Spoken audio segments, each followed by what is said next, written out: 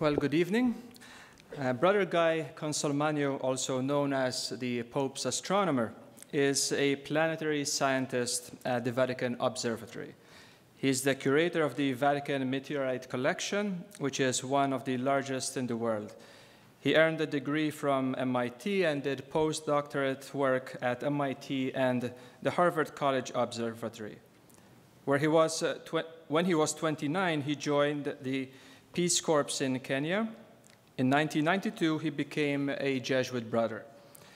In the year 2000, he was honored by the International Astronomical Union for his contributions to the study of meteorites and asteroids with the naming of asteroid 4597 Consolmagno. He has authored several books, most recent being Would You Baptize an Extraterrestrial? And Other Questions from the Astronomer's Inbox at the Vatican Observatory. Oops, sorry. I apologize. This September, he was appointed as the director of the Vatican Observatory. So, ladies and gentlemen, please welcome Brother Guy. Thank you very much. Thank you all. This is a remarkable turnout. Thank you all for coming. I am also speaking tomorrow at St. Michael's about my life at the Vatican Observatory, and you can ask questions about that at the Q&A. But I wanted to concentrate tonight on the topic that actually the Newman Center here asked me to address, Unpacking Laudato Si. And I know just a week and a half ago there was a program that addressed it from a different point of view. I hope that what I say complements the material that other programs have done, and I hope that it provokes a lot of questions and a lot of thinking, because I think that was really what the goal of the encyclical was all about. Now, most of what I'm going to say is going to be me talking and talking from slides. This is the first time I've ever given this talk. I'm not sure how smooth it's going to be, and I apologize. There's going to be a lot of word slides that I'll read. The only picture that I think is important to take a gander at is this one.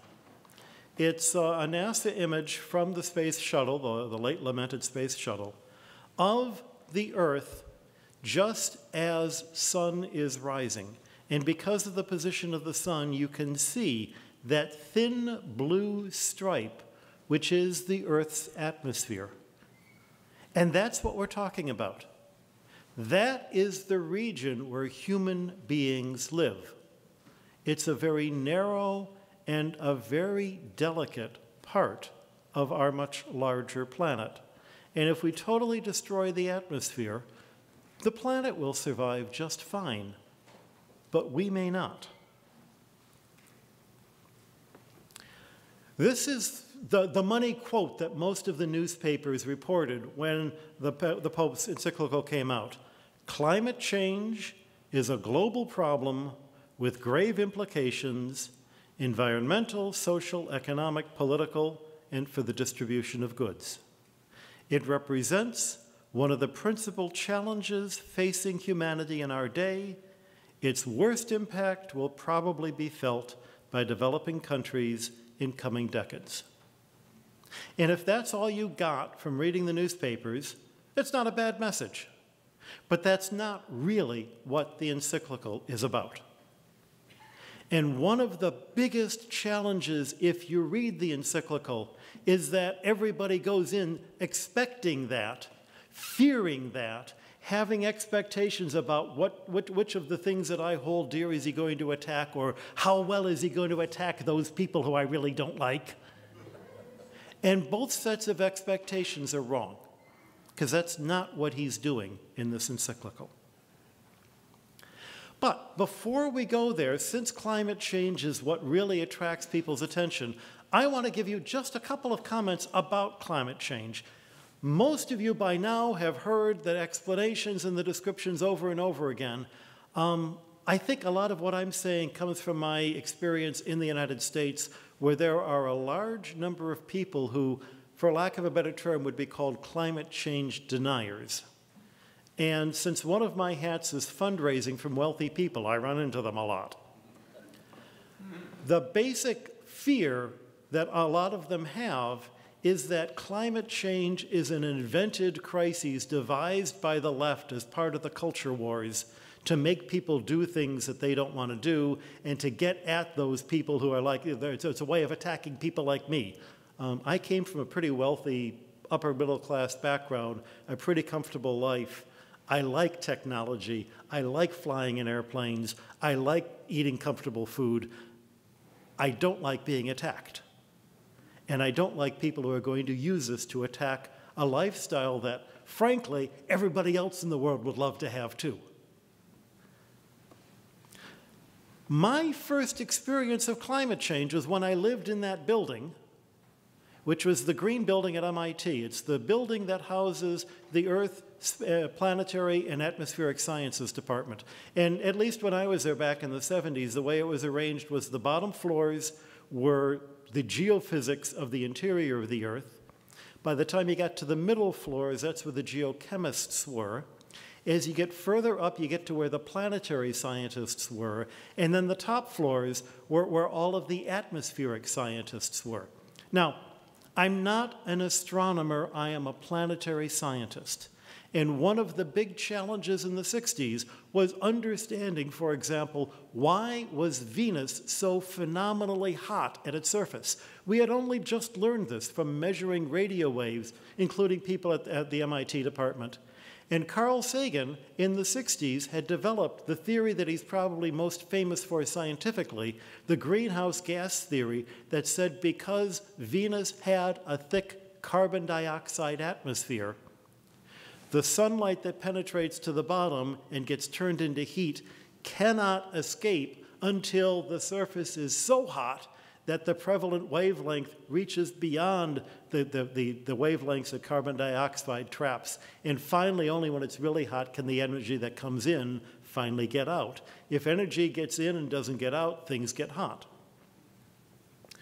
Carl Sagan came up with that in the 60s. When I was there in the 70s, Ron Prynne, who looked much younger than that, this is a more recent picture, a young professor who had worked with the professor I was working with, was working on theories of climate in atmospheres around other planets, including Mars, including Uranus and Neptune, and indeed one of his students then, a woman named Heidi Hammel, has been observing Uranus and Neptune and looking at climate change there.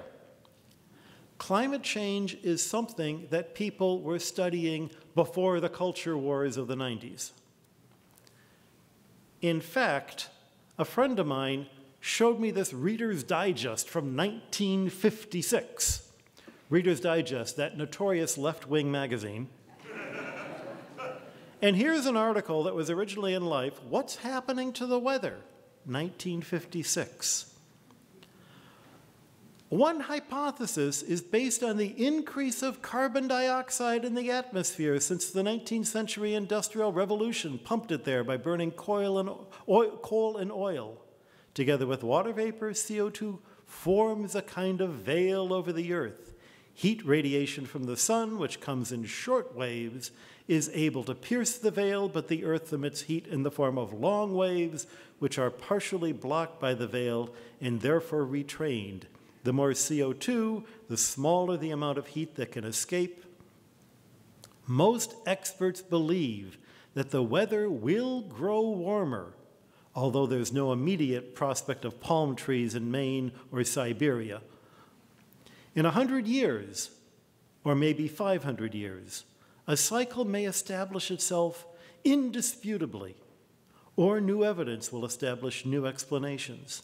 Then man may learn what controls the thin, little, life-giving skin of air around his planet. 1956, they didn't have space images showing that thin veil, but the calculations showed that it existed. They were right. 1956, they were aware that carbon dioxide trapped air. Maybe in 50 or 100, well, guess what? That was 60 years ago. Maybe we're beginning to see evidence of it. But you know what? It's not just Reader's Digest. In the New York Times of October 28, 1956, Warmer climate in the Earth may be due to more carbon dioxide in the atmosphere.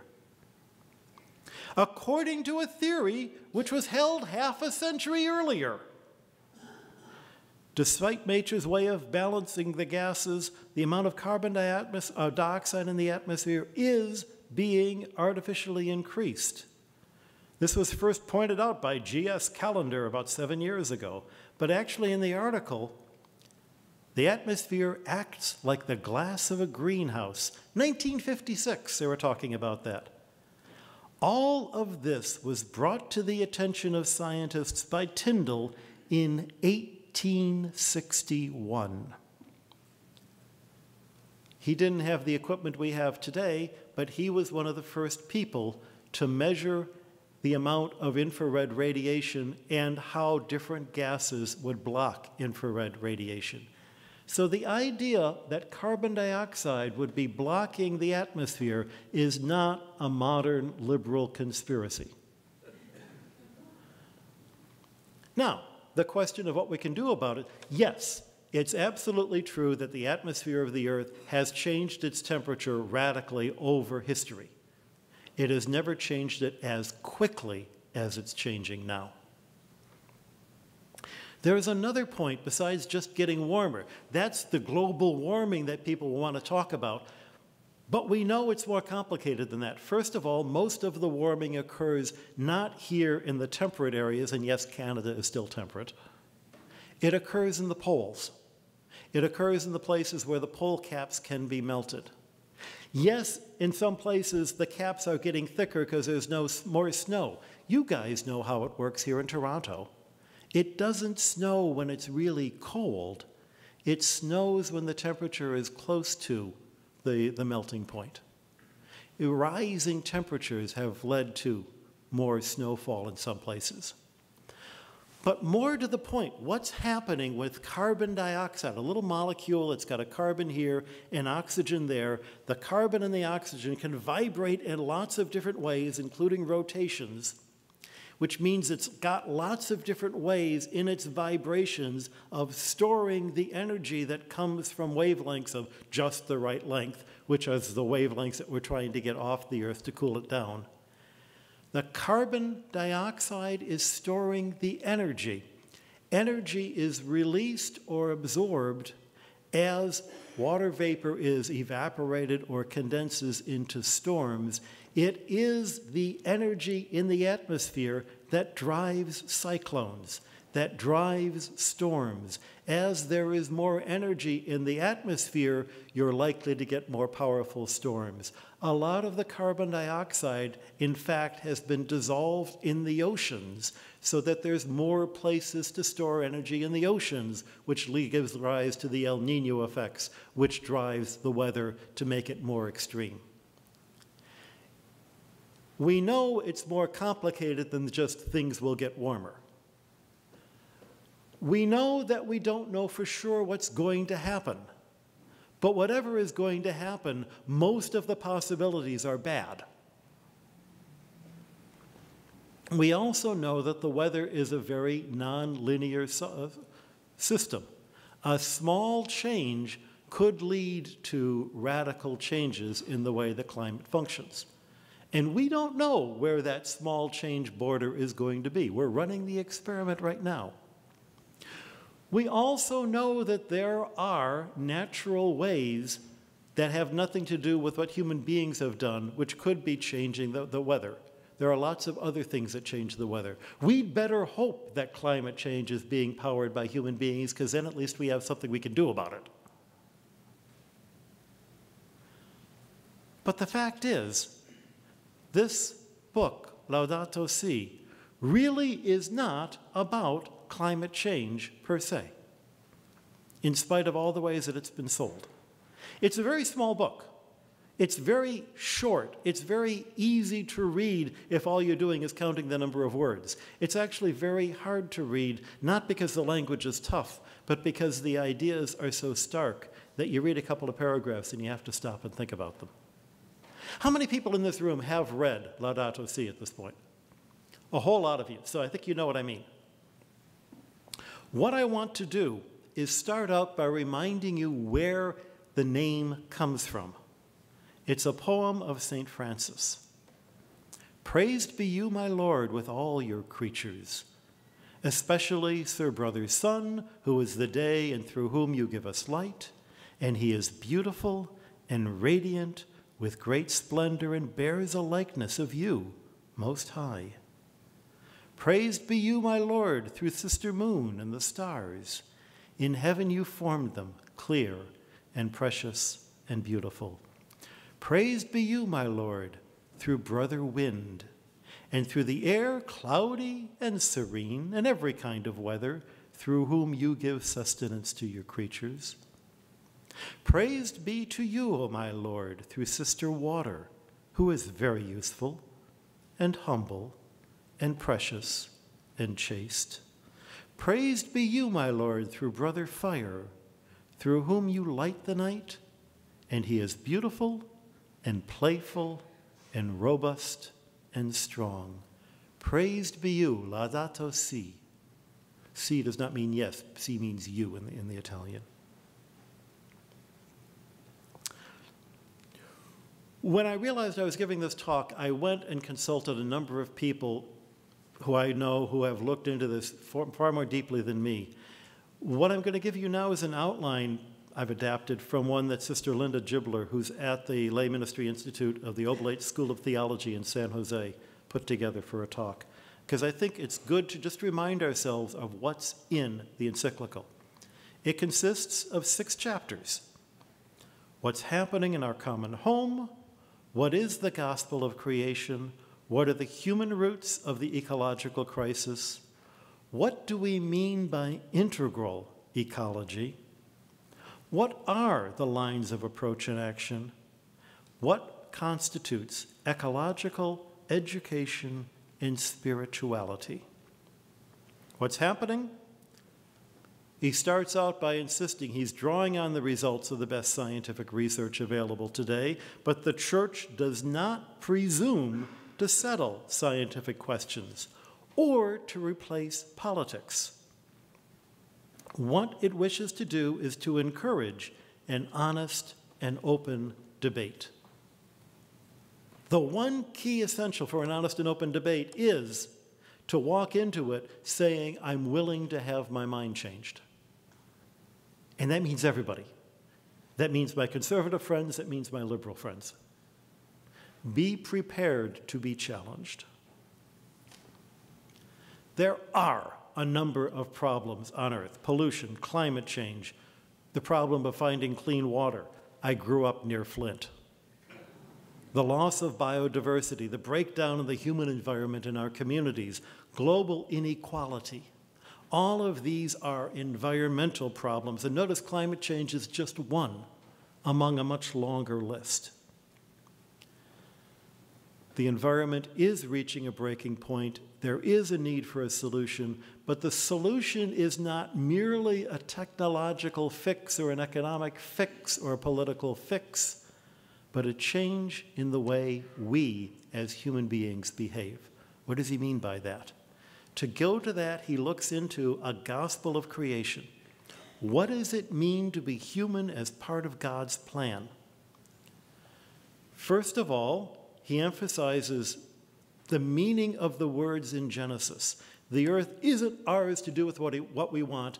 The phrase to dominate, to have reign over the earth that you find in Genesis is a poor translation. The better translation is to care for it like a shepherd cares for sheep, to care for it the way that a good king cares for a kingdom. The creation accounts in Genesis, plural, because there's plenty more than one. Human life is grounded in 3 fundamental, closely entwined relationships. Our relationship with God, our relationship with our neighbor, our relationship with the earth itself. The astonishing thing is that we are creatures. To quote the wonderful Anglican physicist and priest John Polkinghorne, we are not apprentice angels. We are not just spirits walking around trapped in these stupid bodies waiting for the good day when finally we can go flying off, like Casper the Ghost, and do what we're really supposed to do as spirits. No! We were created with bodies on this earth. This earth matters. It matters so much that God sent his Son to redeem it.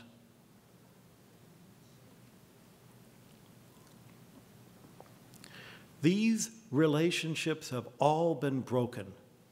And what we call that breaking of those relationships, whether it's our relationship with God, or our relationship with our neighbor, or our relationship with the earth, they've been broken, and we call that breaking a sin. That is the root cause of the environmental breakdown, the sinfulness of everything that we do, because everything is connected to everything else. And this is chapter 3, the human roots. Science isn't going to save us. Economics isn't going to save us. Technology isn't going to save us. Think of it this way. The climate crisis, the pollution crisis, these are not the problems. These are the symptoms of the problems. And the problems are much deeper than that. We cannot fix our relationship with nature without fixing our sense of humanity itself and understanding our place in the world.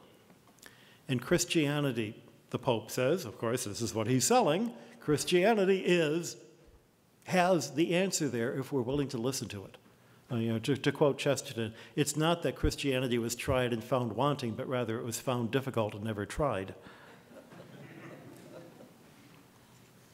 What he's speaking of is an integral ecology.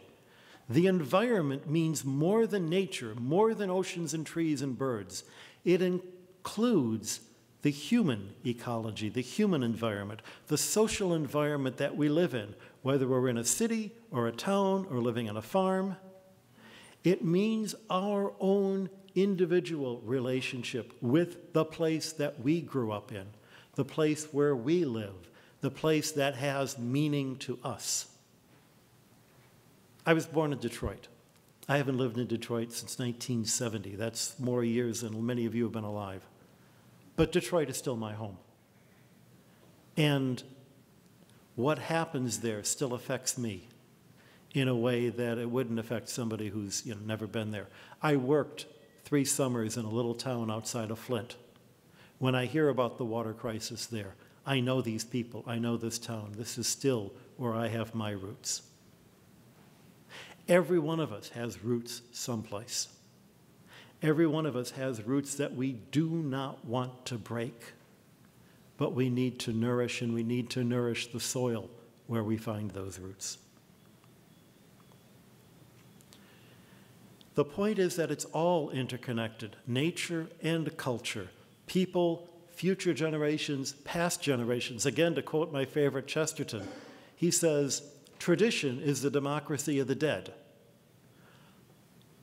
Democracy says that every person has a right to a voice, regardless of the situation of how they were born.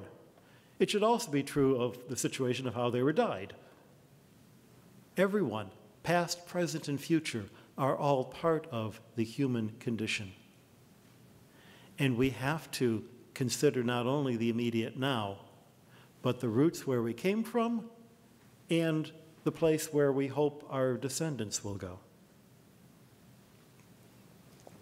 And that has to be reflected in the way we cooperate with God's design and with one another. What kind of world do we want to leave to those who come after us? Those of you with families and children, it's an immediate issue. But even a celibate male like me, I write books. I teach students. What world do I want them to have as they go on and teach their students? Even if you're a hermit living by yourself, the power of your hermitage is in relation to the people you're not talking to who know you're there. What do? First thing we do is to start talking to each other and start listening to each other. My friends who deny global warming are denying themselves a place at the table because the issues of pollution are real, the issues of climate change are real enough, even if I've got my science totally wrong. But just because the issue is real doesn't mean that his proposed solution is the best way to deal with things. And just because I reject his solution, because I know you don't know what you're talking about, doesn't mean that I have to deny the problem. My friends on the left are often really good at identifying problems and really lousy at coming up with solutions. My friends on the right oftentimes will deny the problem in the first place. Neither solution is what we need. We need the experience and knowledge of the positions and the roots we came from to talk to each other, to say, maybe that, that sounds great, but maybe that's not going to work. Maybe that's going to have unexpected consequences that make things worse rather than better. Let's talk this through. But let's accept that the other guys have something worth saying. And that's something that's terribly missing in the conversation right now. Yes, we need to do more to conserve energy and natural resources. Yes, it would be great if we could replace fossil fuels. Yes, when an economist is determining whether or not a business should do this or do that, it would be really useful to have an accurate assessment of all the costs. And the costs aren't necessarily the dollar costs that you see now. The human costs have a dollar effect, if nothing else. In the long run, if you don't pay your workers very well, they won't be able to buy your product. Henry Ford was smart enough to know that, and no one would call him a flaming liberal, though they did at the time. Profit, in the narrow sense, is an inadequate tool to use to make decisions about what do I really want to do, because it loses sight of the question that we ought to be asking, what is the outcome that I really want to have? More money in my pocket does me no good if society is falling apart around me. And if you don't understand that, try living in the third world, where there are some really, really wealthy people, but you can't drive from one side of Kenya to the other because the roads are terrible and you don't have gas stations where you can get your car fixed or buy fuel when you need.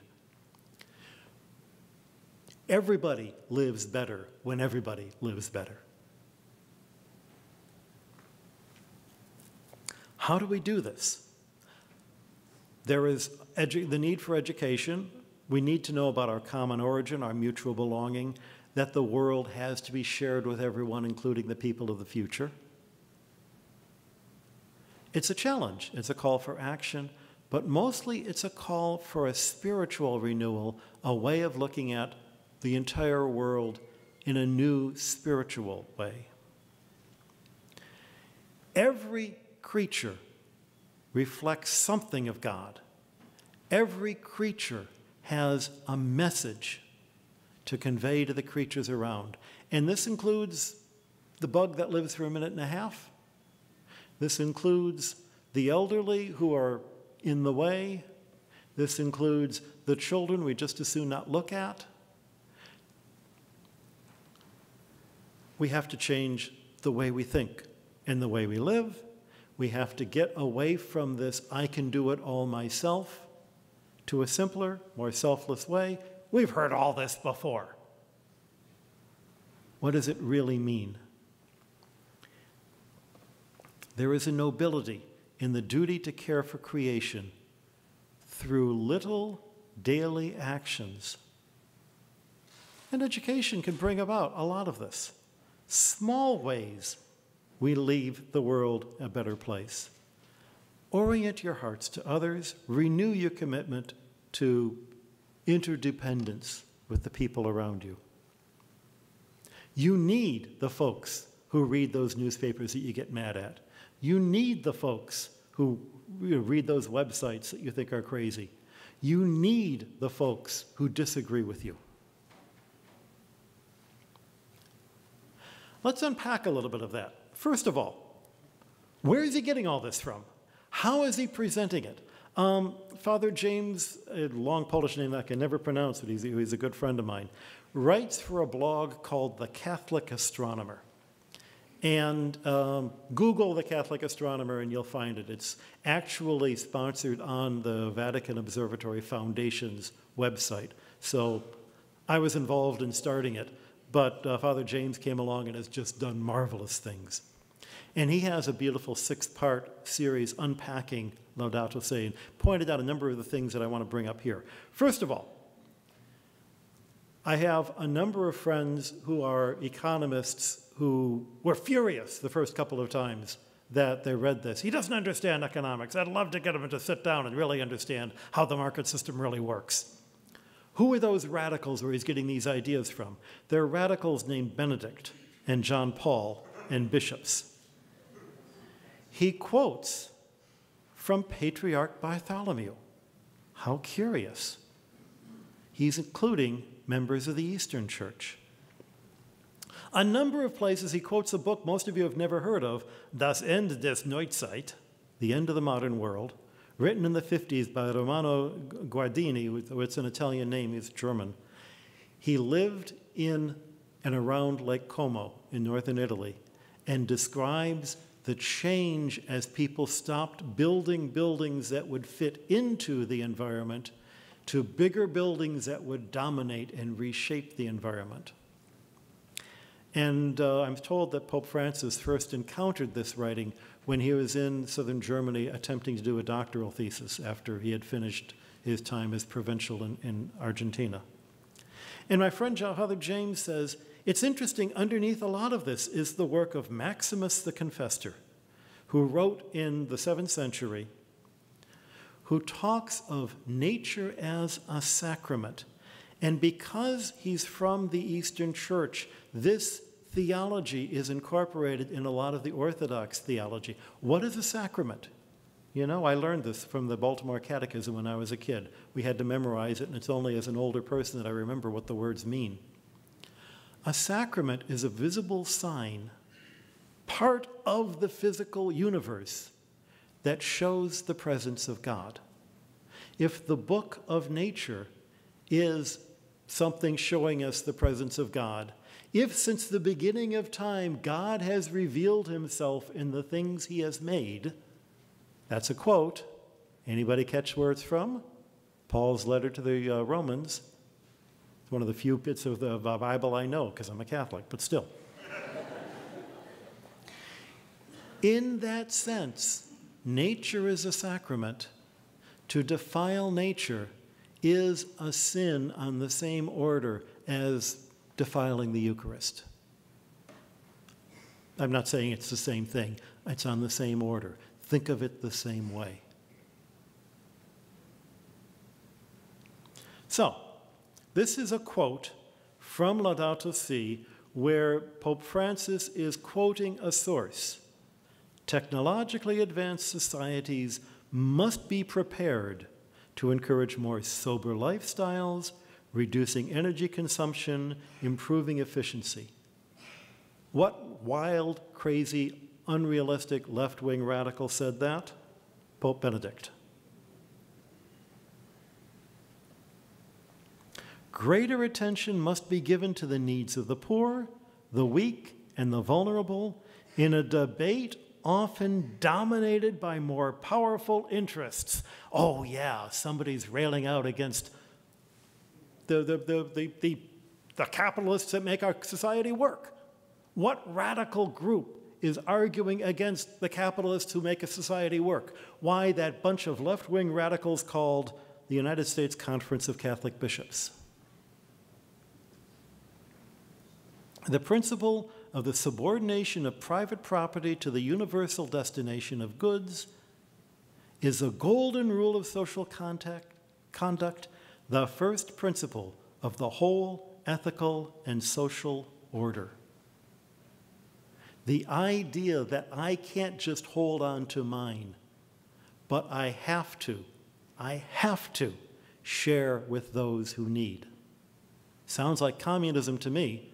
It's not surprising because the guy who said it came from a communist country, Pope John Paul.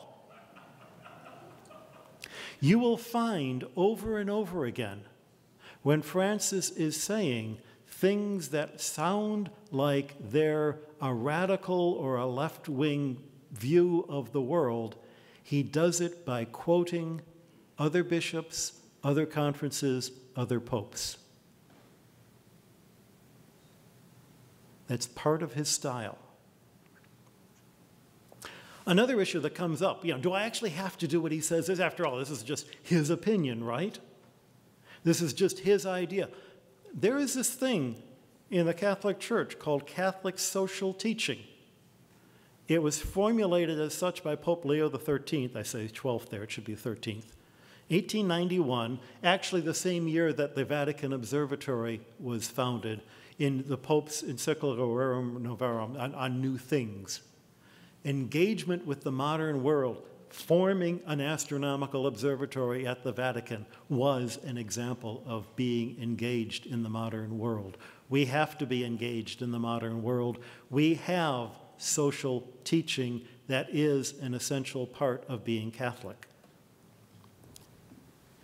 And Pope Francis, in the very introductory paragraphs of this encyclical, says, "This encyclical letter is added to the body of the Church's social teaching. Dismiss it at your own risk." But he also says, on many concrete questions, the Church has no reason to offer a definitive opinion. She knows that honest debate must be encouraged among experts while respecting divergent views. But take a look around, at least admit that something's got to be done.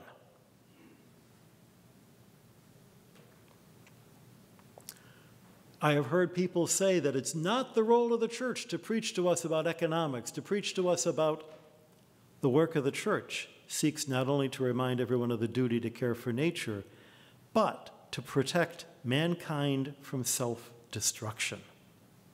Again, Pope Benedict. I'll remind you of something that is always good to remember. Too often as kids, we've heard the Church say, "Don't do that. Don't do that. No, no, don't do that." Actually, what the Church is saying is, no, don't do that.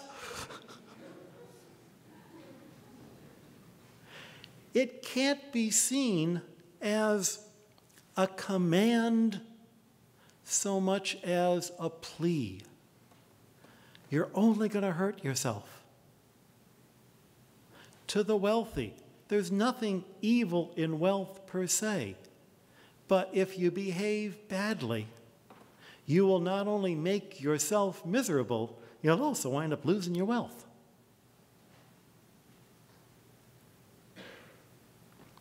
Three important takeaways that I got from reading this encyclical. First of all, it's not about global warming. It's not about the ecology. The problems in the ecology are only symptoms of social problems and social justice problems, and these problems are real. Most of the world is living in a bad way. But it's not economics alone, it's not a revolution in politics that will change things, because all of these problems ultimately derive from personal sin. All of these problems ultimately derive from greed, avarice, lust. What are the great seven? Fortunately, I don't remember the other ones because I never commit them. Secondly, something that I noticed, it's very Jesuit. The whole point of Jesuit spirituality is to find God in all things. Things. The principle and foundation in the spiritual exercises has 4 points which can be summarized. Number one, we are created. to praise, to reverence, to serve God. Number two, the things of the world have been created to help us do that. Number three, we're only to use the things that help us do that. And if things are going to lead us away from that goal, ignore them. Not destroy them, ignore them. Because maybe they'll help somebody else to that goal. Don't desire health, riches, honor, longevity. None of those things are bad, but none of those things are the ultimate goal. The ultimate goal is to desire that which helps us be what God created us to be. And you can be the richest person in the world, but if you're in the place that you don't belong, you're not going to be content. You're not going to be happy. God wants you to be happy. Isn't that a radical thought? Shocked me the first time I heard some Jesuit say that to me as an God wants me to be happy? How come nobody told me that before? I thought I was supposed to choose the thing that would make me miserable, right? No. Just don't choose the thing that's going to make you miserable in the long run.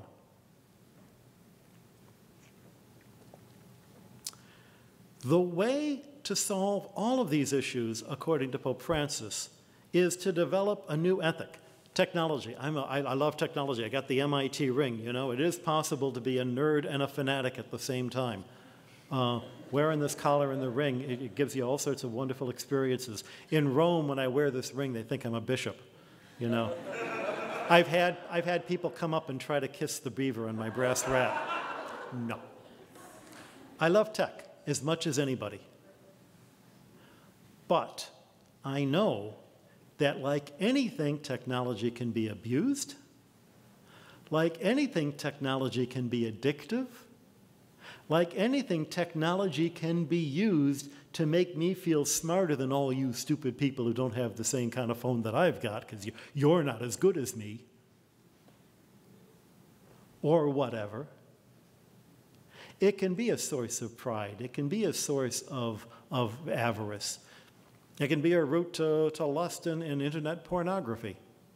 It can be a route to a lot of bad things. Getting rid of the technology won't get rid of the sins. They'll still be there. The technology that allows me to do wonderful things, by that very fact, also allows me to do terrible things. Economics needs more than just the invisible hand. There actually are a number of books coming out now. A friend of mine in Tucson who's an economist, something of a conservative. We have interesting conversations back and forth. But he says it's important to recognize that Adam Smith lost some of the principles of economics that were there in Aristotle and that were there in Thomas Aquinas, namely, more than just the invisible hand, the bigger question of what develops the human person. That's your goal, not maximizing profit. And if that's your goal, then you're going to make different decisions. The trouble is, it's a whole lot harder to quantify. And we tend to do things in terms of what we can quantify. Imagine what it would be like if a basketball game were judged only on how beautiful the players were, rather than who got the score at the end of the day. And yet, the fact of the matter is, you're more likely to go to a basketball game that's well played. There is an element to that. That's why we watch basketball games. Ecology is not hugging a tree or saving the whales. And in a lot of different ways, Francis emphasizes this over and over again. We are not gods, but nature is also not divine. We are both creatures together. So the two straw men that everyone can see are kind of goofy, but we know exist. The one who says, I'm the human being, I get to make what I want. When I was teaching at Lafayette College, a little school in Pennsylvania before I was a Jesuit, there was the Kirby Hall of Civil Rights. Wonderful. The law school was a hall of civil rights. And across in big letters put up there in the 1920s was the phrase from the Bible, "Do I not have the right to do what I will with mine own?" Huh? To Mr. Kirby, having to pay taxes was a violation of his civil rights. Who was the government to say that they could take his money that he earned? Well, no, that's not our idea of civil rights. That's a misstatement of what that passage of the Bible is trying to say. You don't have the right to dominate nature. You have the responsibility to steward nature. On the other hand, there is nothing we can do that doesn't leave a footprint on the earth. We can't remove ourselves entirely from nature. Every time we take a breath, we're putting carbon dioxide into the atmosphere. Even if we were to commit suicide, our rotting bodies would be stinking up the atmosphere. Our goal is not to not leave a footprint. We can't do that. Our goal is not to say that the whales have priority over starving children. We can't say that. Our goal is rather to make sure that the good we do is worth the cost we impose. And the good we do is not always obvious, but every human being, no matter how awful, and speaking as a Detroit Tigers fan, I have to say even Blue Jays fans, have to be respected as God's creatures, capable of good. Basically, if you don't find something in this encyclical that bothers you, that disturbs you, that makes you squirm, that makes you want to say, wait a minute, you forgot about, but no, it's not that easy, but wait, then you haven't read it. And I don't care what lifestyle you have, what politics you have, if you aren't made to squirm by something in here, you've missed the point. I'm reminded of a phrase quoted recently by my friend Jim Martin.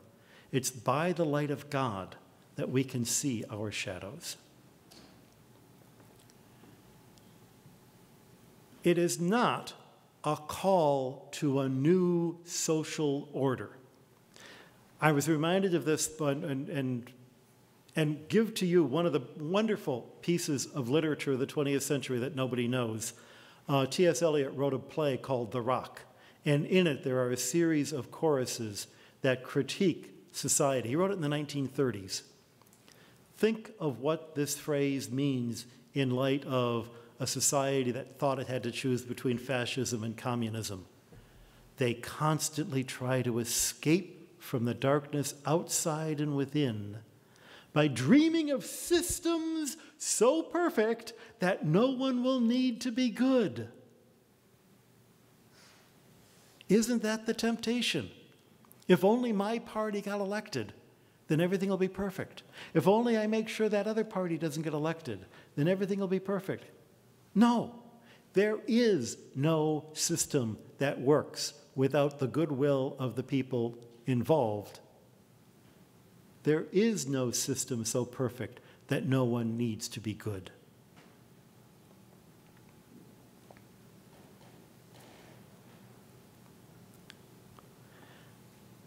Any call to action that concentrates on what those other people ought to be doing denies the problem. Because the problem isn't capitalism, it isn't the tree huggers, it isn't those other people, although all of those things at some point are going to be needed to be addressed. But if you're not a wealthy capitalist, don't worry about the wealthy capitalists, because you've got something in your plate. What is on your plate? There's so much to do that what I say is start with the easy stuff. Anything you do, that's an improvement. And don't make these big resolutions. I decided at the beginning of the year I was going to lose 10 pounds. I've only got 13 to go. Don't try to make impossible resolutions that you can't keep. Get yourself into the habit of doing the small things. Lent is coming up. Try eating smaller meals just during Lent, just at lunch. Get yourself into the habit of having meatless Fridays. Get yourself in the habit of, not because meat is bad, though it can be, not because eating food is bad, try not eating food. That's even worse. It's no credit to you to give up things that you shouldn't be doing in the first place. But there are plenty of things that we know we shouldn't be doing that we can cut back on. Cut back a little bit at a time. Build up the strength to be able to live without the thing that you thought for sure you couldn't possibly live without. And it can be anywhere from giving up on desserts. It can be deciding you're not going to watch a Netflix movie every night and you're going to read a book, or heaven forbid, even pray. Whatever it is that you find yourself obsessing over and saying, I couldn't possibly give up, maybe that's something to look at for Lent, just for Lent. Try living without it for 40 days, see if you can do it. Start with the easy stuff. When that's taken care of, the stuff that looked like hard stuff will become easy stuff. And I'll end with one of my favorite passages, again from Chesterton, in one of my favorite books called Orthodoxy. And he's talking about paganism, the paganism of the ancient Greeks and Romans. And he reminds us the essence of all pantheism was that nature was our mother. That's the main point. But the main point of Christianity is nature is not our mother, nature is our sister. Remember the phrases that Francis uses in his Laudato Si, St. Francis. Nature was a solemn mother to the worshippers of Isis and Cybele.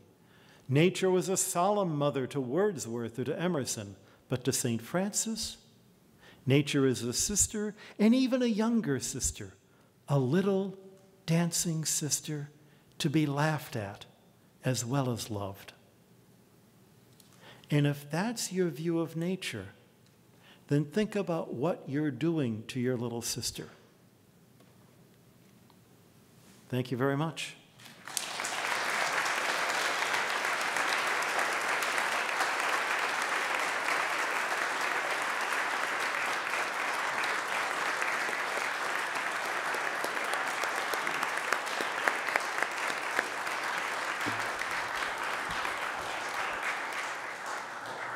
Thank you very much for that, Brother Guy.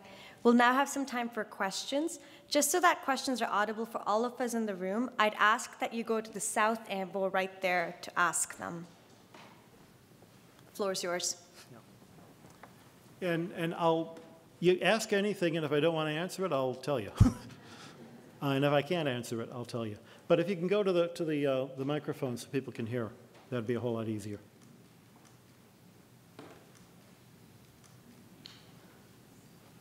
Okay. Going once? Going twice? Thank you. Somebody brave. I was brave enough to stand up here and say these foolish things. So, go ahead. A comment and then an actual question. Sure. I'm a general system scientist, a physics prof here at UofT. Bob Logan's my name. And what I loved about Laudato Si was that it really embraced general systems thinking, that everything is connected. I also had the privilege of working with Marshall McLuhan at St. Michael's College, where I'm a fellow. And there was one thing in the Encyclical that really caught my attention, which you didn't mention tonight, and I'm not trying to call you out. But what really impressed me in the Encyclical was Pope pointing to rapidification. The fact that we do things faster and faster, more and more, which is at the root of this problem of mass consumption. So my question is, would you please comment on this? I would have used a different word in the translation. I'm not sure what the sense of the hurry up of the world, the sense that it's essential that I follow what's going on, that I don't miss a single tweet, and so I've got to be constantly checking my Twitter account. I had a coffee with a great friend today, and in the middle of the coffee, there were the two of us checking our emails on our cell phones. I did it too. And since she's in the audience, she's wincing right now and will probably throw things at me. How many times have we heard people say to slow down? People keep saying it because we need to keep hearing it. If nothing else, I have found it essential in my life to not go to my office on Sunday. Where I work at the observatory, I live upstairs from my office and my lab. And there are all sorts of important things that need to be done, and people are demanding my attention. And I've had to just instill a rule in myself. I'm going to turn the computer off on Saturday at noon and not turn it back on until Monday morning. And even if it means that I know the stuff I want to get to. No, nothing is that important. Nothing is going to hang on whether you answered it Monday afternoon or Saturday afternoon or Monday morning. Nobody is essential. One of the hard things I had to do as a director was there was a guy in our group who had made himself essential. And the first thing I had to do was say, no, you're not. Because any one of us can be run over by a truck tomorrow, and all of us are going to grow old and die if that doesn't happen. None of us are essential. None of our work is essential that way, short of caring for the sick. And that should not be one person doing 24/7. It's important that we take a break. Goes back to the first book of Genesis. Give yourself a break. And that includes your animals. And that's a reference that, the Pope does make in the Encyclical.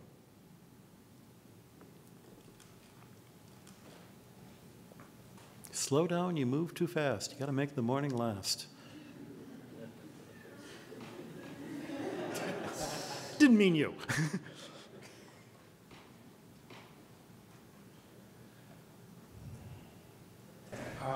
The framework of viewing technology as something that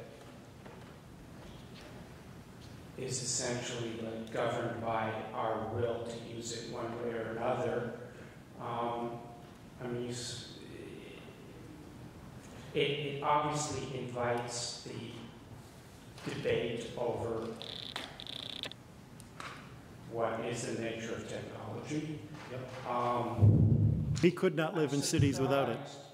That you seem to feel that was such an answered question.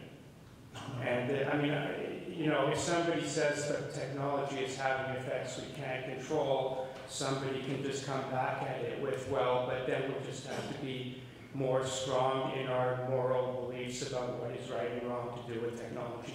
You can go back and forth with that, but what really surprised me is just that you didn't even see that as a question. I'm sorry I didn't get into that. Because you're absolutely right. Your point is spot on. One of the most eco-friendly ways to live is to live in a big city, because you're not spreading yourself out over the countryside. If a city is well designed, you can walk to the grocery store, you can get your, but that's only possible with technology. That's only possible with a support system, and it makes you dependent on a technology that is beyond your control, which maybe is not a bad thing. It makes you realize that you're dependent on the people around you. So you don't think technology has any directions to be harmful and out of control, and that is worse than just a moral question? That was my real point. Is that it's not really a moral question. It's not what do we choose to do with technology. It's do we let it out of control, and then we won't be able to choose. A wonderful way of phrasing it. Thank you.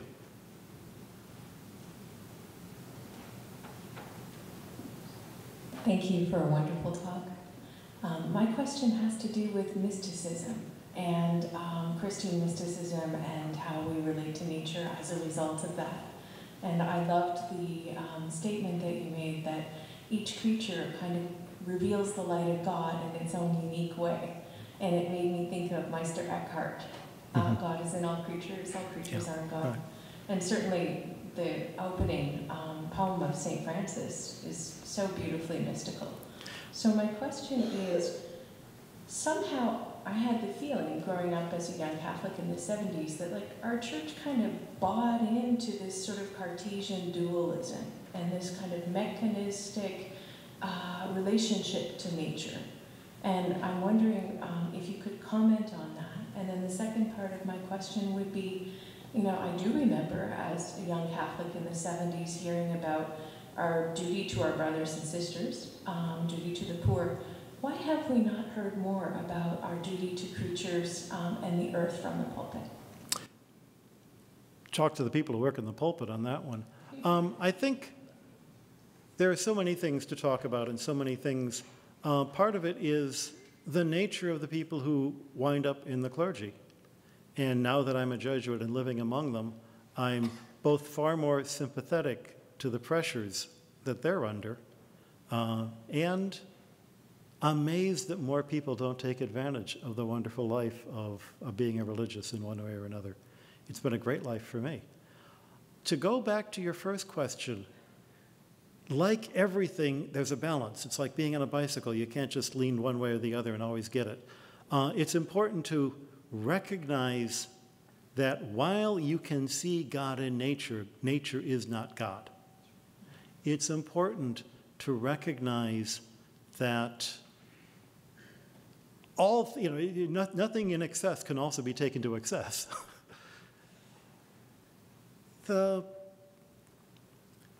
What I think really happened, and you're talking about you're growing up in the 70s, I grew up in the 60s, kids now growing up in the aughts. I think our teachers reflect the philosophy of 30 years earlier when they were learning their philosophy.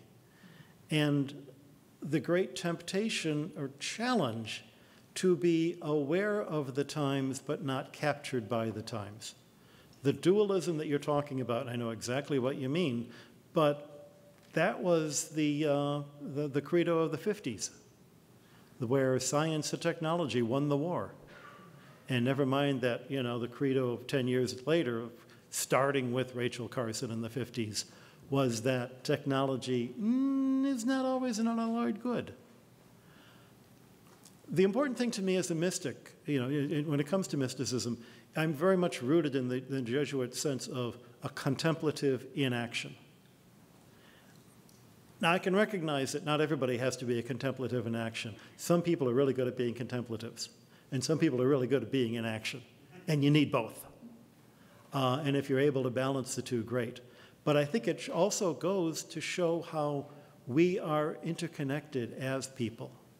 We need the poets. We need the engineers. And a world that had not one or the other would be a nightmare.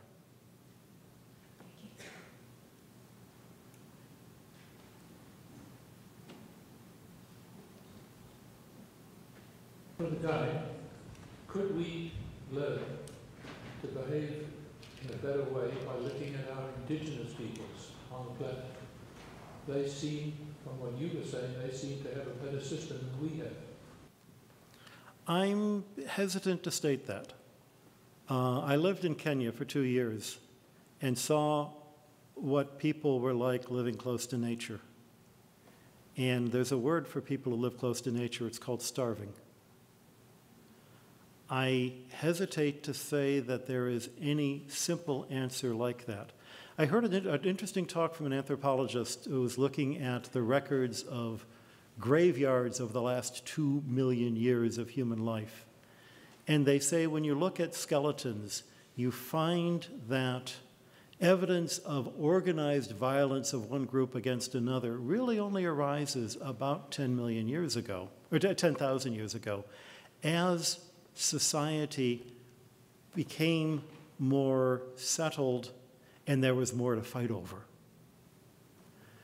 But to make everybody poor may solve the problem of war, but it's a system so perfect that nobody needs to be good, it doesn't work.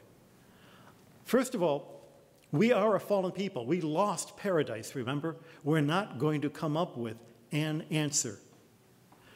We can learn from people who are willing to say, I don't need the latest iPod if it means an injustice elsewhere.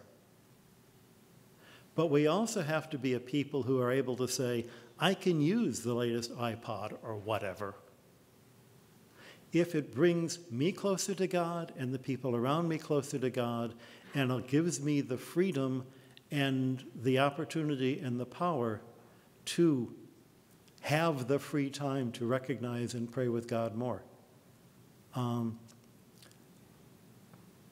It's a very dangerous thing to romanticize any one particular lifestyle.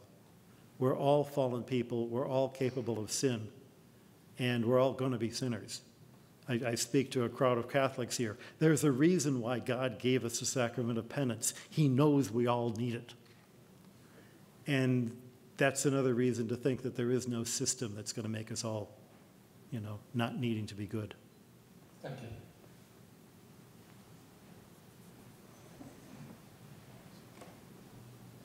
Thank you for the excellent compliment. I'm teaching here at UofT Natural Resources Management, and at the same time I have been teaching international business and engineering economics. I have a very conflict situation, as you could imagine. I could feel that I like hiking. I have been in mountains in South America, really love the nature. I've been also working with the development banks in sustainable projects, but the issue of the development of natural resources, especially hydrocarbon-based resources, which are in conflict sometimes with water resources development, is a different issue in developing countries than in developed world. Okay? The issue of saving resources as nature and environment for the future generation is different in the developing countries. In developing countries, they have to survive for the current generation, for the current children that they don't have resources. And the government have been making most of the country with natural resources, most of the government have been making a disaster of government and economic policy. But how do you, I haven't had the opportunity of reading the Encyclical, how do you balance, or do you think that there is a difference in the treatment of developing natural resources, even carbon-based resources in the developing world, where you could save for the future generation, not using carbon-based resources, or using the only resources that in some countries they have is hydrocarbon that contaminate the environment, kill the environment, but that's the only way to get source to import food for the children that are dying every day by thousands, like the case of South America. I'll speak from the point of view of the Encyclical, because obviously it's a huge, the Encyclical. And the important thing, it's quite clear that the Pope is speaking as someone from South America who sees the world from the lens of what he has seen in Argentina, which again is not even typical of South America, has its own peculiar history and economics. But also he quotes quite a bit from the bishops' conferences of Paraguay and some of the more impoverished, closer to the equator countries. That's why he does not dictate solutions, but recognizes that there's got to be a better way than what we're doing. And certainly The hard thing is, as someone from the wealthy North, you want to say, just as parents who grew up in the 60s, you want to tell your kids, don't do drugs, I was there, I did it. And all they're going to hear is, you were there, you did it, wow. It sounds paternalistic to say, don't make the mistakes we made. We've got to have something more than that to back it up. And yet, an awful lot of our message has to be, don't make the mistakes we made. There are maybe better ways of doing it. There are maybe better resources, but there is no perfect solution. Solar cells are great, but it's actually a very polluting thing to produce those guys. Hydropower is great, but yeah, it floods rivers and destroys the ecosystem. Wind power is great, but it kills birds. Any kind of centralized power is great, but then it's a prime source of someone who will have control over that centralized power. Decentralized power is great, but then there's nobody who knows what the heck they're doing, making sure that you don't blow things up or do terrible damage to you and your immediate neighbors. There is no perfect solution.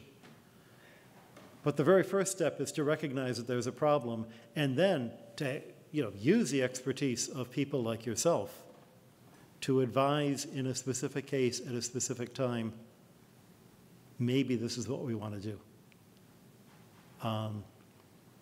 Because I don't have the answer. The Pope doesn't have the answer. Thank you.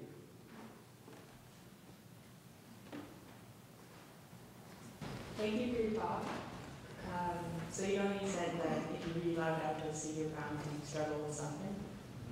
So the thing I struggled with was one of the, I would say, minor points, and I haven't heard any commentary on it. And it's this one passage where Pope Francis says the church is looking for a world political authority. And so those three words together really caught my attention, and it's the thing that I remember most about the Encyclical. So I'm just looking for some explanation, or I guess the context that he said this in. Nobody's taking responsibility, I guess, is the problem that he's seeing. That there are global problems that people are attempting to attack piecemeal. But there's nobody willing to be able to take on the global issues, to encourage a multinational corporation when they're doing well, and to discourage them from doing badly if they can simply slip from one country to another. We need, at the very least, a coordination. We need an operating United Nations. And it doesn't mean a one world government. I don't think he's looking for that. His whole point in the church is to decentralize. He wants the local bishops to have more authority, but he also wants a place where they can talk to each other. And I suspect that's where he's going with that. I have to confess, the part that really bugged me was the one paragraph where he went off on air conditioning. I live in Tucson, come on. But, maybe I don't need to have it quite as cold in my room. Everybody's going to find one thing that catches you. Thanks.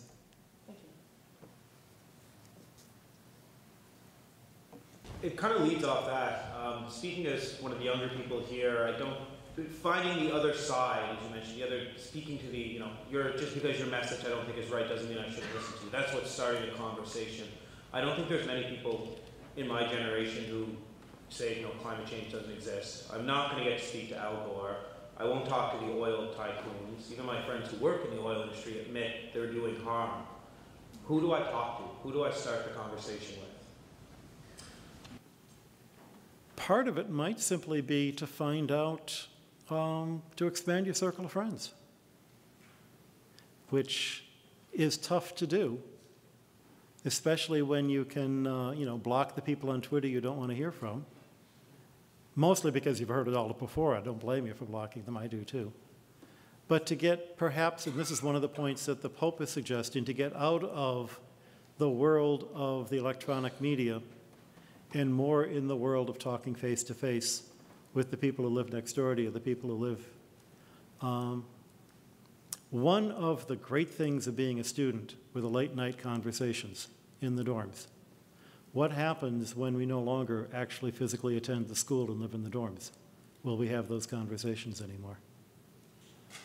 One of the great things of being a church is that in this room, you're going to find probably a representative of every political view, maybe not proportionate to the population, but they're in here. If we stop attending churches and find Jesus on our own, will we have the benefit of that? One of the great benefits of going home for Thanksgiving or Christmas is hearing your crazy uncle and listening to him and trying to figure out where do we have a point in contact in common. And when he's saying crazy things, what is it he's really afraid of? When I get terrified and want to say crazy things, what is it that I'm really afraid of? Because I think an awful lot of the tribalism that comes up in our society comes from fear, comes that we don't have the confidence. And a lot of it, and this is something directly addressed in the Encyclical, is the sense that we don't have a sense of identity of ourselves, we don't have confidence in ourselves if we don't have work, if we don't have a role in the world that says, this is who I am. In our culture, when you meet somebody, you say, what's your name, where are you from, what do you do? And if you can't answer, what do I do? Then there's a hole in yourself. This is an issue that is mentioned specifically in the Encyclical. And I think a lot of what we can do is address the sources of fears that cause people to shut themselves off from the things they're afraid of. Thank you.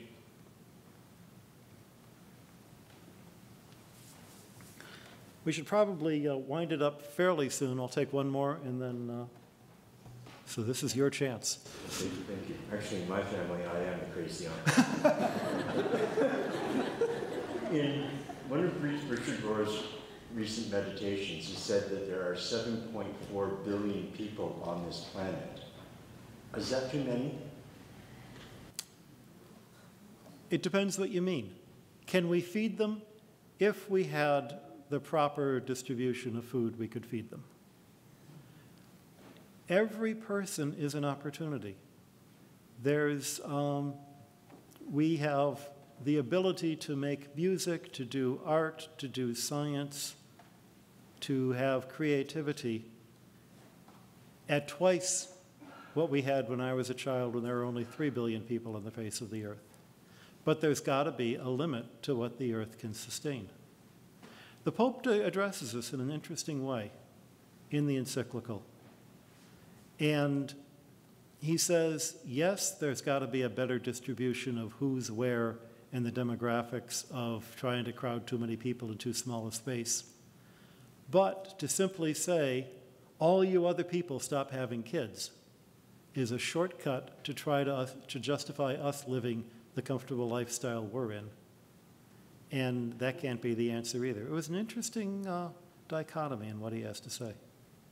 I'm not sure what the proper balance of the number of people would be. What I'd love to see is 10 billion people, but a quarter of them on planet Mars.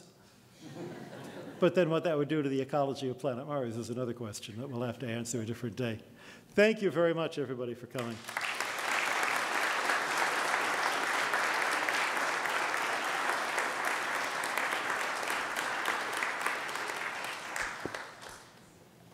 I think that I can speak on behalf of all present here, that it was a certainly very wonderful presentation that we had here tonight.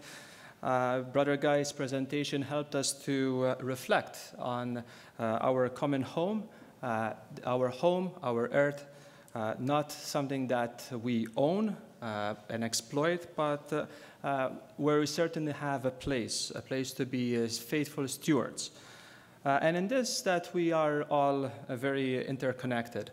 And I think the importance of having that conversation where all have that space at the table, it's important that we start to do that. And certainly this presentation tonight is not meant to be comprehensive, the first and the last, but certainly to be the catalyst to help us be part of that conversation. And that certainly would be what Cardinal Newman, our patron, would advocate for, to be that place, that home, where we can bring people together, people from different fields, in order to foster that mature conversation that can help to bring change that is very real. And then the last point, also that faith has a very important place at that table. Faith that can help us also to see ourselves, who we are in the eyes of God, and also to help us on that process of conversion, of change. And change that it happens a little at a time. I think that's very, very important. And talking about change and conversion, a little plug. So 2 days from now, it's Ash Wednesday, and we have our services here at 12:15 and 7 p.m. All are welcome. Kidding aside, I'd like to take this opportunity to thank Brother Guy for making time for us in his very busy schedule, and I invite all present to join us in the house afterwards for a moment of fellowship. I'd like to thank all of you for joining us, and also it would be great to see you again for future lectures and events that we have here at the Newman Center. Thank you.